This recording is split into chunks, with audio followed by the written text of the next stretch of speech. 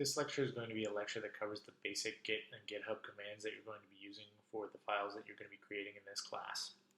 So the first thing that we should do is sort of look at the structure of where the different files are and what the different commands are going to do.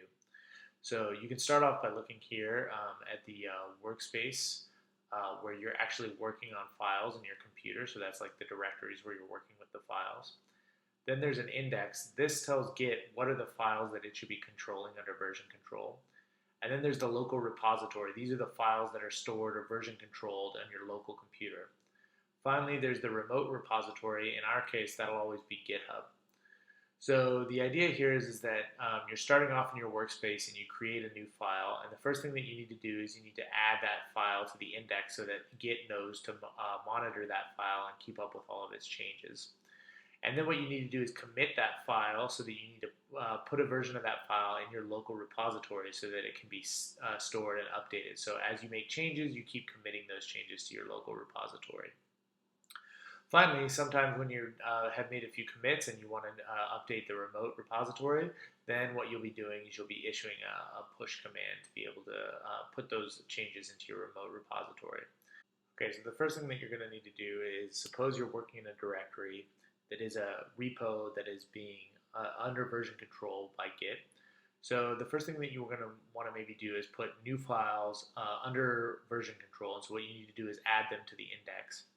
And so to let Git know that they need to be tracked, you can use the add command. So this is git add dot adds all the new files in the current working directory that you're working in. So this is presuming that you're in the directory where you're adding new files. Git add -u will actually update what happens to the files that have changed names or were deleted. So git add dot will just add all the new files.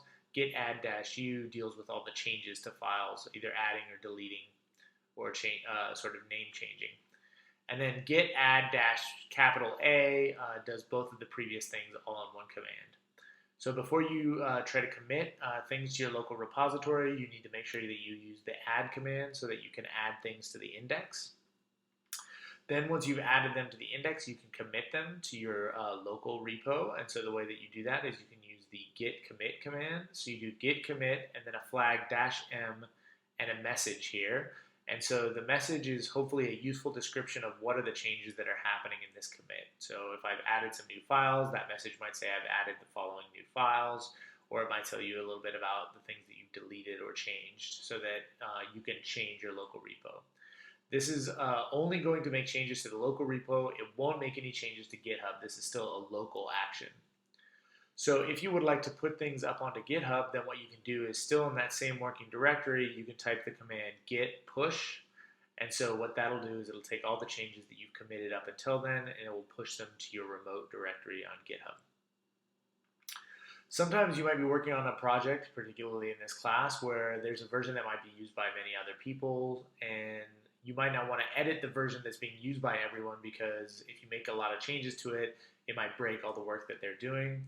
So one thing that you might do first is you might actually create a branch. So a branch is just another version of the same directory, but where you can make changes sort of independently.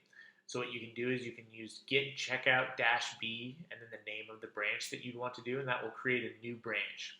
The default branch for all the repos that are created with GitHub is the master branch, but you can create a repo with any other name, say devel for a development branch.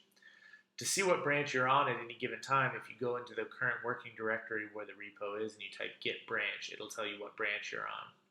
If you want to switch back to the master branch, what you can do is you can type git checkout master and it will check out back to the master branch, so you can look at that branch.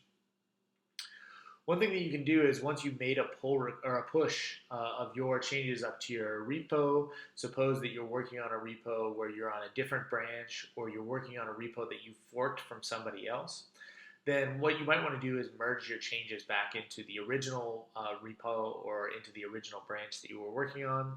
To do this, you need to issue a pull request. This is a unique feature of GitHub. It actually isn't a feature of Git. And so what you do is you go to the GitHub website and if you go to the branch that you're interested in, so if you go and pick which branch that you're working on, then what you can do is you can actually click on this button over here, which is compare and pull request. And what that will do is it will issue a pull request to the individual that owns that other branch or repo. So if it's yourself, you'll get a notification that there's been a pull request. If it's somebody else, they'll get a notification.